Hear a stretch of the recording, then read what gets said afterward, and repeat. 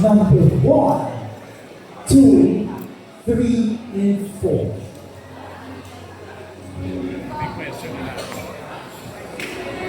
Open mic.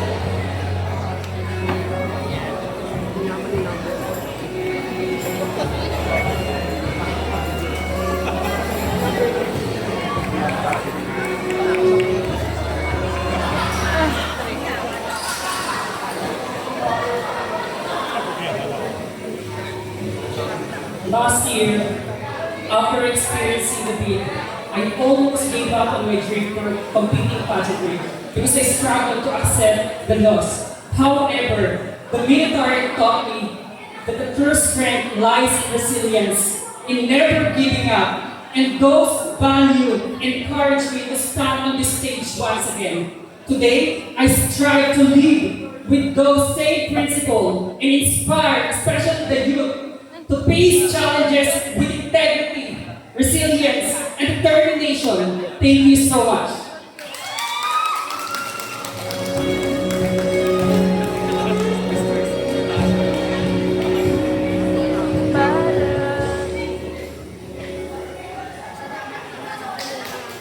Education is one of the most important things in our society, and chaos has always been the product of ignorance. Therefore, we must prioritize the education of those children who are not capable, those children of slums, on streets, and those children of remote areas. Let education be their silver lining. And as a Ginoo, I believe that rights to education is right for world peace. Thank you.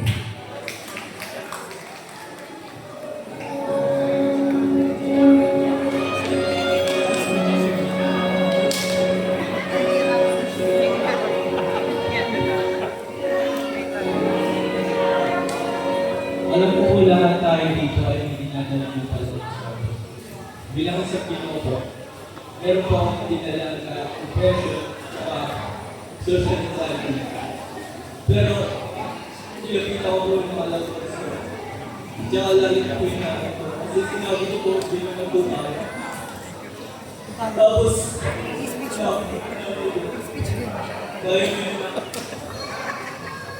tapos, dito po ako. Ngayon, pinapakita ko ang confidence sa taas na binigay ko ng nanay ko. Kasi ako proud na anak ko ng nanay ko. Kaya gusto ko po ma-inspire kayo at motivate ko kayo. Na bilang isang Ginoo, gusto ko po inspire ang mensahe ko na sabihin niyo po sa mga lovers yung ano ang problema niyo. Kasi para po malaman nila at gusto ko mga babae, gusto ko tingnan niyo po ang mga kabili. At sabihin niyo po na mag-issue kayo lahat. Kasi hindi niyo po alam kung anong epekto to sa mga tao na makakarinig ng mensahe. Yun na po.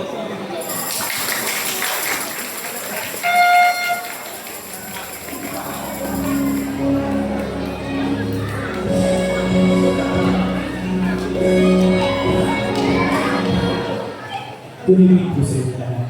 Ako po si Tigan ang natin. Isa sa mga bataan na pagkasa ng bayan. Para ako isang apoy. Apoy sa dibdib. Apoy na nagbibigay sa inyo.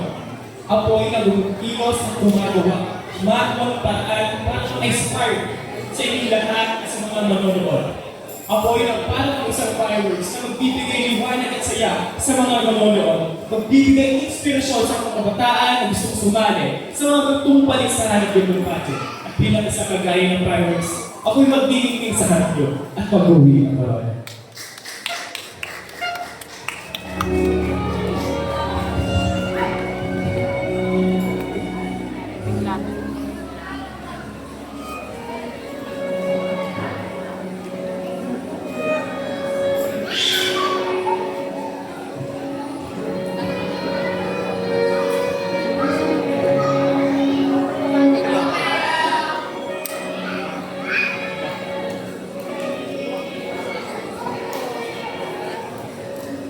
I was diagnosed with anxiety and depression.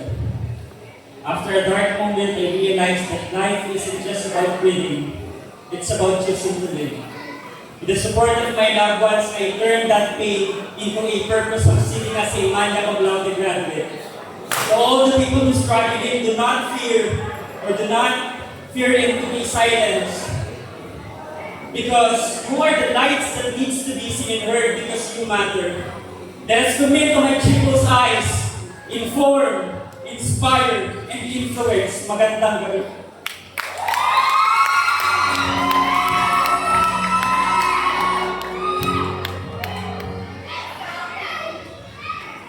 Moving from a quiet beauty of Bohol to the high-octane energy of Antipolo was a total leap of faith.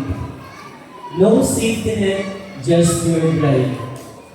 Navigating the city alone taught me that chaos doesn't break you, it builds you. If a kid from Bohol can make it here, kung kinaya ko, kaya niyo rin. Believe in your strength, jump into the unknown and own your story.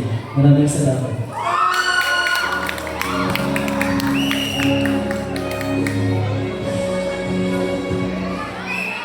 As a graduate of public administration and choose to work as a call center agent, apart many people said that didn't match my degree. And now as I join pageantry, I'm still hearing a lot of people saying that I'm dreaming too big. Those words used to affect me, but I realized people don't know my journey or the battles I faced. I work at night and chase my dreams by day, and I hope to inspire others to believe that with passion, hard work, and determination, anything is possible.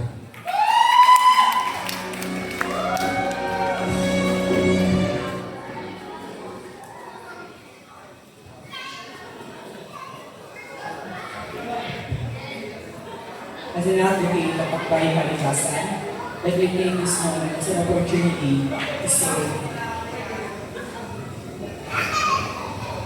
no to pass Silita.